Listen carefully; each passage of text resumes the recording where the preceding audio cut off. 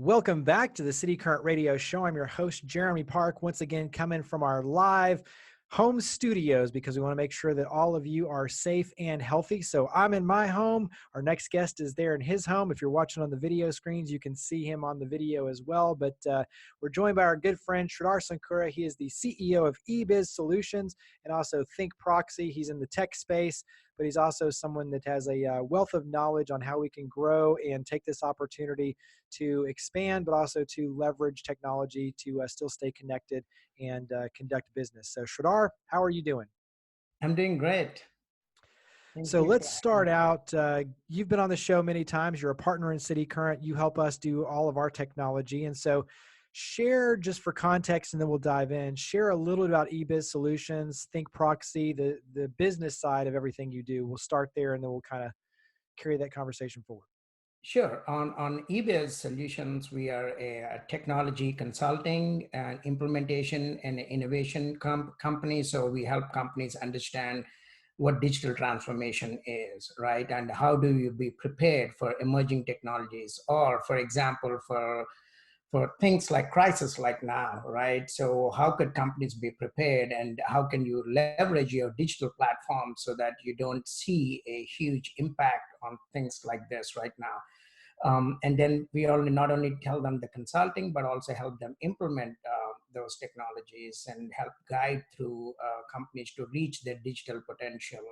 And we have our innovation labs, which is where we help companies to understand with new emerging technologies and their domain expertise, what are the different business models or operating models that they can really build, right? And then that could help them scale their business either in the new business models or operational efficiencies that cut cost for them and increase the bottom line for them.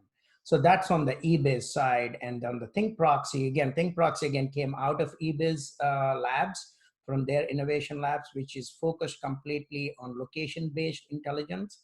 So we have like GPS, we have Bluetooth and other location sensors we use and help people to give information at a particular location to a particular type of person, so that they don't have to really read things. Like, for example, in museums, they don't have to read anything. It comes everything to their phone with a multimedia experience. It could be video, audio, text, images.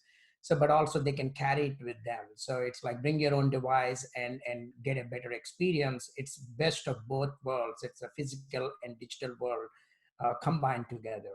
Yeah, so think about it, on the listener side, you're walking into a museum and you walk by an exhibit and then all of a sudden on your phone it pops up and you can learn more, you can buy merchandise, you can watch videos, highly interactive and really reshaping the way that we look at experiences, and be it concerts or obviously just walking around a city and pulling up Yep. landmarks. There's so many applications and everything you're talking about on the eBiz side, automation, digital disruption, reconnecting and engaging customers in very different ways. And these are things that you've been talking about for a really long time, Yes. digital disruption and transformation. And you, I know, just did a TED talk recently, a TEDx talk here in Memphis, talking about artificial intelligence and reshaping the landscape for employees. Um, Give us, when you as the public speaker side, especially, and like I said, you've been talking about this for a really long time, and all of a sudden here we are today with digital disruption literally facing us, for businesses being forced to reevaluate how do we do things differently in a remote environment where everyone is working from home for the most part. Talk about it from that standpoint of just what are some bits of advice or tips that you would throw out there for other companies in terms of Yep. leveraging your experience. So, like, I can give an example of our own company, right? So suddenly we got to go, everybody work from home. But are we ready? Are we prepared? We are, right? It took us few hours to get used to what we were doing, because we have all the tools, we have the mindset of getting, that's the key thing, is that growth mindset, having that mindset and the culture of the company that, hey, as something changes, we need to adapt very quickly, and we need to come up with new habits and new processes for the new situations. So, for example, now we have more than 100 employees all around, right around the world. But everybody, they used to come to few offices. We have multiple offices, but now everybody's working from their home. But we don't have any distractions. We don't have any disruptions in any of our projects we are doing. A matter of fact, now we realized in the last 2 weeks that a lot of people are coming back to us and saying that, hey, now I have a couple of more hours. What do you want me to do? So the productivity has increased actually. So that's when the productivity increases. Now people are thinking, what else can they do? So we started establishing a learning thing. So we have few of us are doing book reading and book reviews multiple times a week. We read 2 chapters and go through it and then learn about it and then say, okay, now let us implement what we have learned. So we are now focusing on what are the new ways of working, the new habits that we have to work with all these collaborative tools, and how can we make more effective of these tools, right?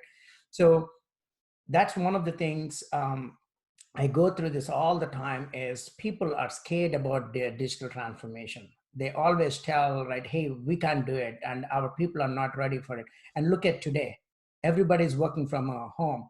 Everybody adopted to it. So you have to be pushed, right? If you are pushed, then everybody can do it. So that shows that everybody can change, but now you just don't want to change. Either you're lazy or you just have an excuse for not doing, you just don't want to do the way you are doing every day. But now there's no choice, and that's what leaders should really recognize. How did everybody adopt it so quickly, right? And then they need to come back and say, everybody today after this need to think about how do they make their companies digital, right? So digital transformation needs to happen. And you can see every digital company, they're doing well today. Yeah, they're The managing through it pretty companies are, easily because yeah, they were they're prepared. very, yep. So they're Talk all about prepared. what, on your end, what sort of either software, technology, what are you using for your team to collaborate? And also, how are you holding them still accountable? I think that's a big thing that companies struggle with is accountability with everybody being remote. Yeah, so that's a great question, right? So we were used to using tools like Microsoft Teams is our primary tool from more than 2 years. That's what we've been using. So there's no change in what we are using.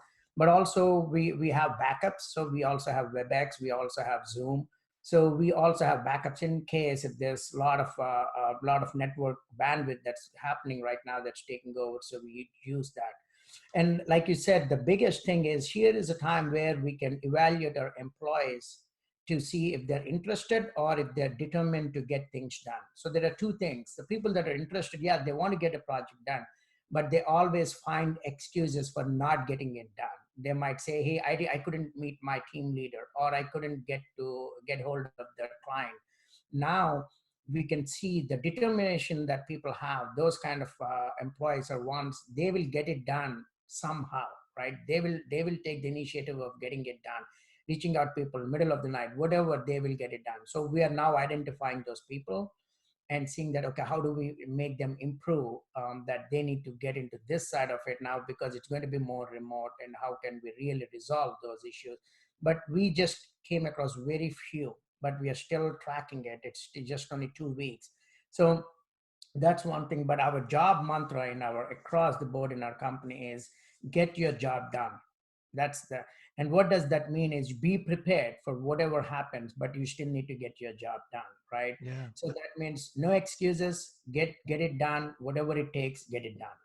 So in that way, now they are very, very clear about their outcomes that they need to provide.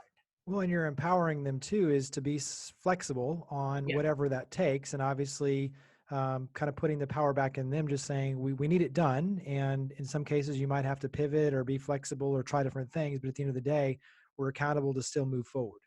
Yeah. I mean, how many employees will just come back to you and say, hey, I have free time now. Tell me what to do.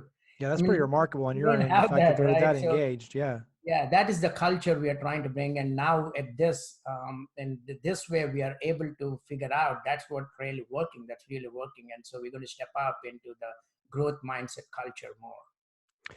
Switch gears to you personally, because you're an avid book reader. You mentioned before that obviously you're using this time to hold each other accountable, even on reading and growing and learning. And so, share either some of your personal favorite books or just how you're looking at this from an education standpoint of taking this time to sharpen the saw, so to speak, and diving in using books and e-learning. And what are some of the things that you're doing personally?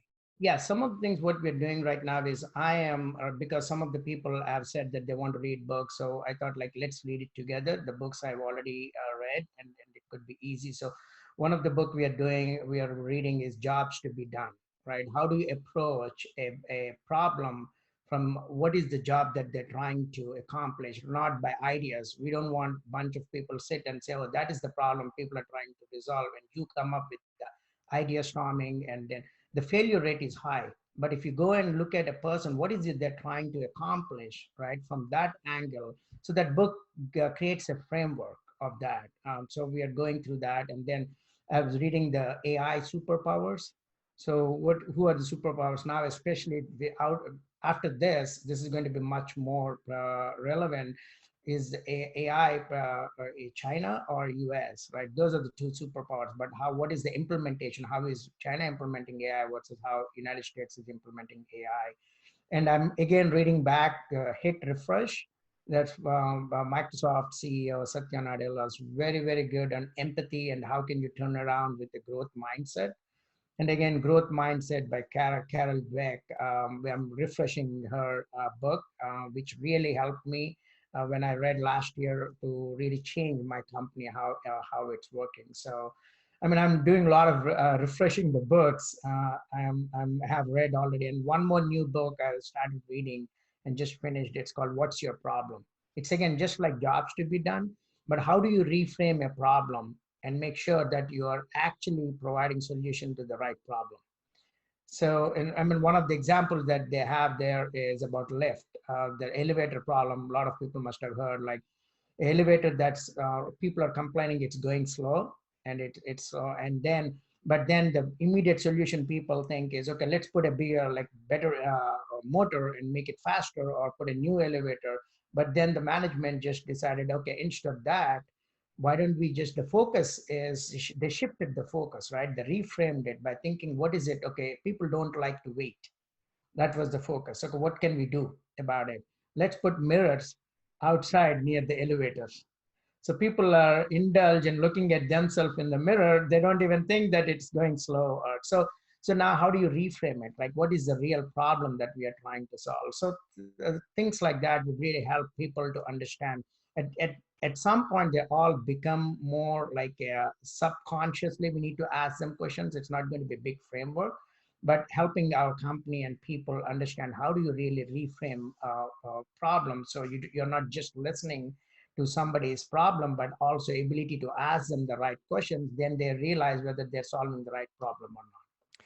Well, and what I like is two things. One is you're engaging your team in the process of learning. So it's one thing for you to read the book and then just tell them. It's another for them to be reading it with you. And even on your end, like you said, refreshing and going back through books that you've already read, but now you're engaging them in that process and you're sharing what you're learning. The other thing is, hopefully listeners have caught on, but everything you're talking about is more psychological. And so you're big into books that are about the psychology of what's going on in the mind and reframing and perspective. And so, you know, from your end as the CEO, talk about the psychology of everything, because obviously there's technology, but then there's human behavior that has to go along with it. I mean, whether it is buying or selling or technology or anything, at the end of the day, people make decisions based on emotions. So that is the key. Like whether you're if you're launching a great solution for them, an app or a web or whatever, even building a car, right? It is how you emotionally feel about it.